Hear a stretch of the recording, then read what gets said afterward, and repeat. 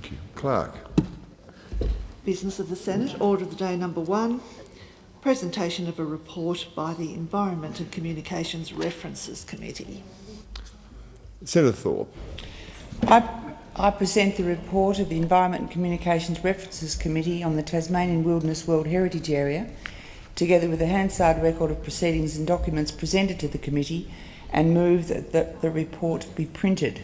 Question is that motion be agreed to. Those of that opinion say aye, against say no. I think the ayes have it. The ayes have it. Senator Thorp. I seek leave to move a motion in relation to the report. Is leave granted? There being no objection, leave is granted. Senator Thorp. I move that the Senate take note of the report, Mr Acting Deputy President.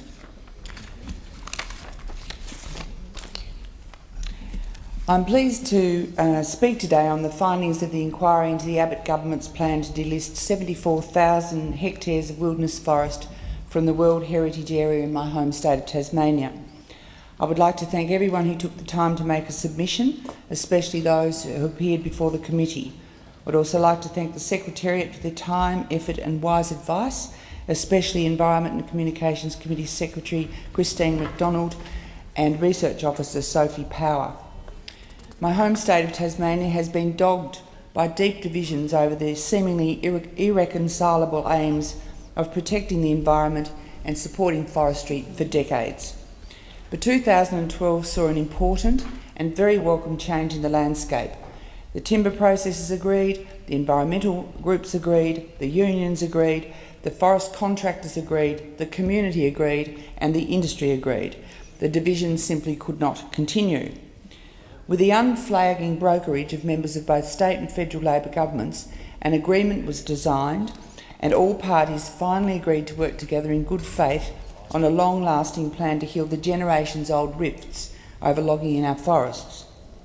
In November 2012, these divisions came to an end with the historic signing of the Tasmanian Forest Agreement by 11 key stakeholder group representatives. This agreement laid out the path for a sustainable timber industry, one that could coexist in harmony with greater protection for significant areas of native forest. It's hard to overstate what a significant event this was for Tasmania. Finally, there was peace. The protests stopped. The forest wars, as we all came to know them, were over. Since then, Tasmanian timber businesses have been reporting that certainty is returning, confidence is growing, and business is looking good.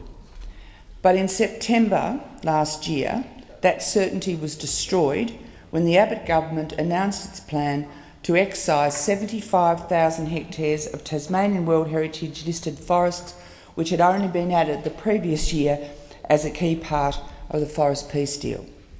Importantly, the 2013 World Heritage Area increase was also supported by the World Heritage Committee, which had repeatedly requested heritage protection for more of Tasmania's native forest. The Abbott government relied on 3 justifications for their action, all of which were found by the inquiry to be short-sighted, if not blatantly untrue. Firstly, they assert the area they want to delist is degraded and not worthy of protection. During hearings, witnesses described these claims as incorrect, grossly overstated, and blatantly misleading, if not downright dishonest. They're quotes, Mr Acting Deputy President. Again and again, witnesses asserted the vast majority of the 74,000 hectares is in no way degraded. Many argue that more than 90% of the excision area has high conservation values and has not been logged. We also heard the amount of plantation is negligible, or around 8 to 10 hectares of the 74,000 hectares proposed for excision. Tellingly, Department of Environment representatives agreed, when questioned, that only 4% of the area could be described as heavily disturbed. In this context, it's not surprising that the government didn't include specific information in their submission to the World Heritage Committee, as there is simply no evidence that they could call on to back up their claims. It is true, small pockets of this type were included in the initial World Heritage Area, but for very sensible reasons of ecological connectivity and contiguous boundaries, which are entirely consistent with World Heritage practice. The second reason put forward by the Abbott government to remove areas from the World Heritage Area was to, and I quote, deliver economic and social outcomes and invigorate the forestry industry. Sadly, and more than a little ironically, it is this government's cavalier excision plan that is likely to do more damage to the forestry industry than they can possibly imagine. We've heard in media reports comments from timber businesses, industry groups, unions and workers that they wanted the peace deal retained and that to rip it up could plunge Tasmania back into the dark old days of the so-called forest wars. Not only that, but this would place a pall over the entire Tasmanian timber industry by threatening vital certification from the Forest Stewardship Council. During the inquiry, the committee heard again and again that customers simply will not buy wood that comes with such a bitter legacy. As one witness pointed out, quote, there is nothing more certain to scare customers away from Tasmanian forest products than the delisting of areas that are currently in the Tasmanian Wilderness World Heritage Area and the starting up of logging there. That is going to send an appalling message internationally to the markets who are looking for controversy-free timber. The government also mentioned the special timbers industry, which is concerned the forest peace deal unfairly affected them.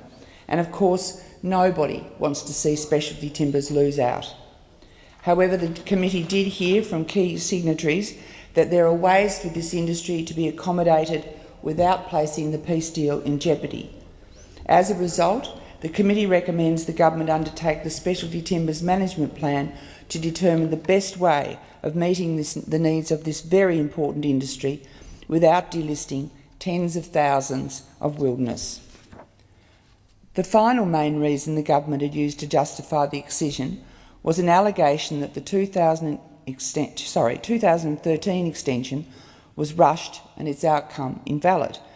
And yet again, the government don't have the facts on their side. Under questioning from the committee, the Environment Department itself described the 2013 independent verification process as, and I quote, extremely detailed and thorough.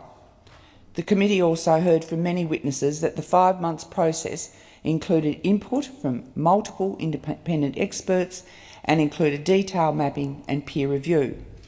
One member of the independent verification group, Professor Brendan Mackey, told the committee that the IVG undertook, and I quote, the most comprehensive regional-scaled environment and heritage forest evaluation ever undertaken in Australia. This stands in stark contrast to the process undertaken for the 2014 delisting, where the Environment Department were only given a few weeks to prepare a dossier for the World Heritage Committee. Many submitters and submissions expressed shock at the scant nature of the Abbott government's submissions. Witnesses point out, and I quote, no statistics or maps pertaining to the logged degraded areas are provided, no arguments of substance are advanced, key issues are ignored, no backup materials in the form of references, illustrations or appendices are provided. When questioned, departmental representatives admitted that not only had they not undertaken independent scientific or heritage expert peer review as they had done in 2013, but they hadn't even visited the site to determine the truth of the government's claim. Similarly, there was no community consultation and the department did not have any access to Forestry Tasmania's maps.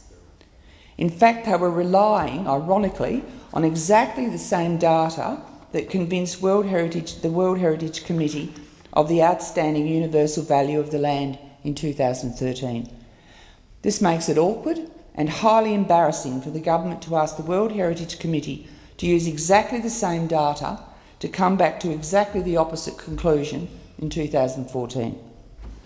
So not only is the Abbott government's plan completely devoid of substantial justification, not only does it threaten Tasmania's economic future, not only does it cast a dark shadow over our tourism industry, but it also threatens Australia's international reputation. In hearings, a witness voiced his concern, and I quote, that a proposal as threadbare and lacking in factual information and as oblivious to World Heritage values as the proposal before it this time will bring Australia into disrepute at an international level. Similarly, the Australian Network of Environmental Defenders Officers submitted that the 2014 proposal may be construed as insulting, because the clear implication would be that the Australian government believes that the committee got it wrong in 2013.